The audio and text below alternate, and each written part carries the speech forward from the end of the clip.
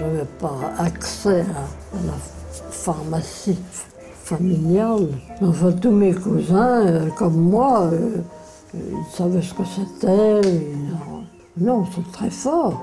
Ils en prenaient peut-être je sais pas, quand ils avaient la grippe.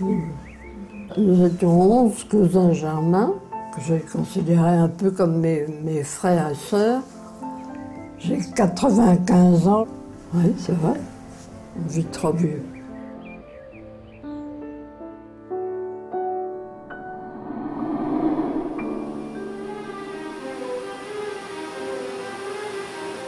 Ce matin, le soleil d'automne a investi la pièce. Ses éclats lumineux argentés en éclairent chaque recoin. L'homme tient mon avenir entre ses mains. Depuis toujours, j'aime sa présence. Lentement, l'accouchement se fait. Ma naissance se distille. Je suis spirituelle et essentielle comme les eaux de vie et les huiles.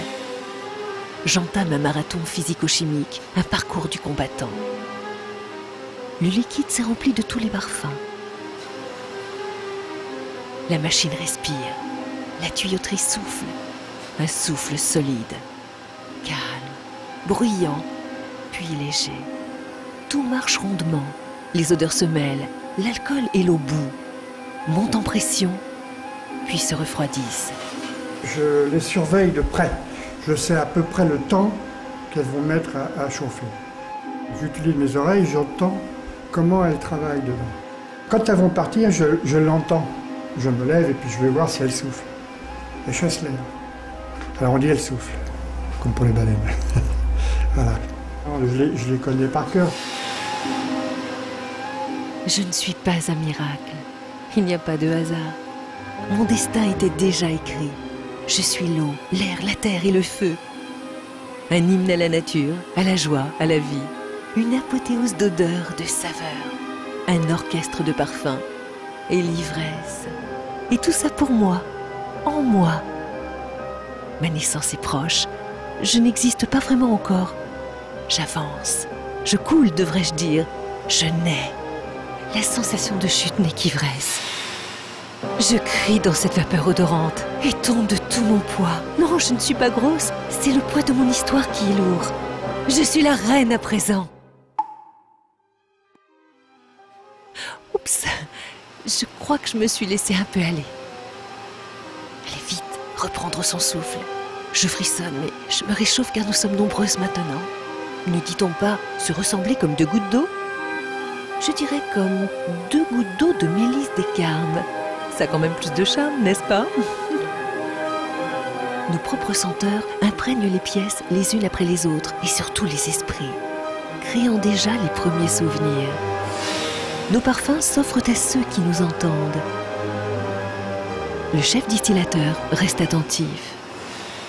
Et ses premiers gestes sont ceux qui vont au bon déroulement de notre naissance. Maintenant, il nous pèse pour savoir si le degré d'alcool est satisfaisant. Attention, verdict. Ouf, tout est parfait. Comme d'habitude.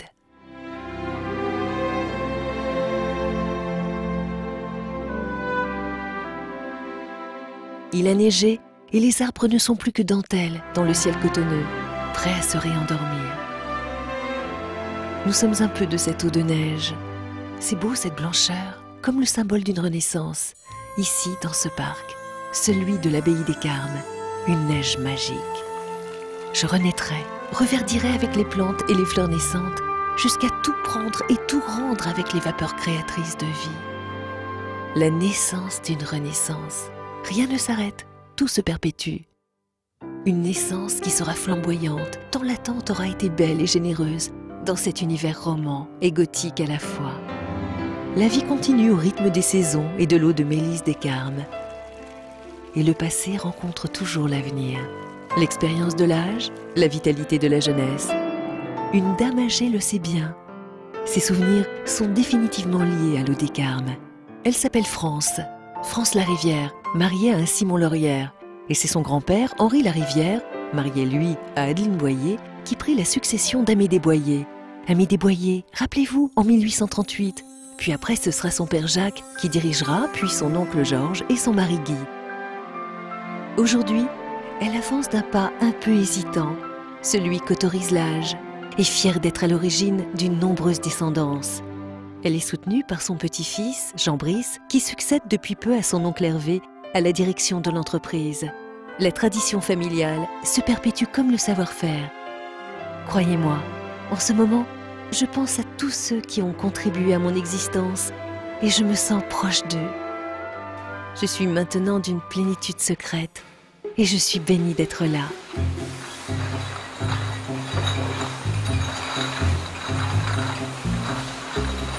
Oh là là, ça tourne. Je vais finir par avoir le mal de mer. Allez vite, une goutte d'eau de mélisse. Il paraît que ça calme tout. Les désagréments digestifs et nerveux, comme les chagrins.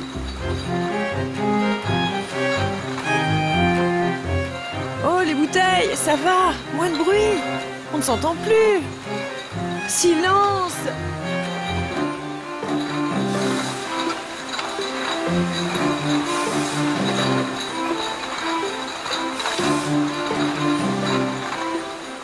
Et ça tourne, et ça tourne.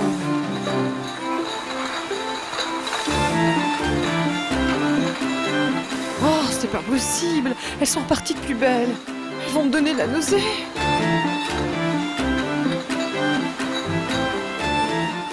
Savez-vous que le cardinal de Richelieu consommait beaucoup d'eau de mélisse pour soigner ses migraines? Aussi, un jour, ne reconnaissant pas l'odeur de son habituel flacon d'eau des Carmes, il eut un doute. Ses soupçons s'avérèrent exacts, son flacon était empoisonné. Les religieux n'eurent aucun mal à prouver leur innocence, mais depuis, et ce jusqu'en 1940, les flacons étaient scellés à la cire. Ah, quand le calme se fait luxe et volupté. Je ne sais pas si nous nous reverrons d'ici 400 ans, mais je sais que mes sœurs jumelles seront là, identiques en tout point à moi, faites avec le même amour, la même attention, avec le même mystère et le même secret. J'aime être déposée gracieusement, m'étaler de tous mes parfums sur la surface blanche et sucrée, et enivrer les sens, et mourir, et renaître à la fois. En disparaissant, c'est cette volonté de renaître qui existe en nous, mais aussi dans tous ces gens qui depuis des siècles œuvrent à ce que l'eau de mélisse des Carmes ne disparaisse jamais, mais au contraire s'épanouisse. Et en ce jour, retrouvons le plaisir des sens, cet accord des sentiments et ressentir cette lente et douce plénitude d'exister. Je nous souhaite un bon et heureux anniversaire. Je suis une goutte, pas n'importe quelle goutte, une goutte.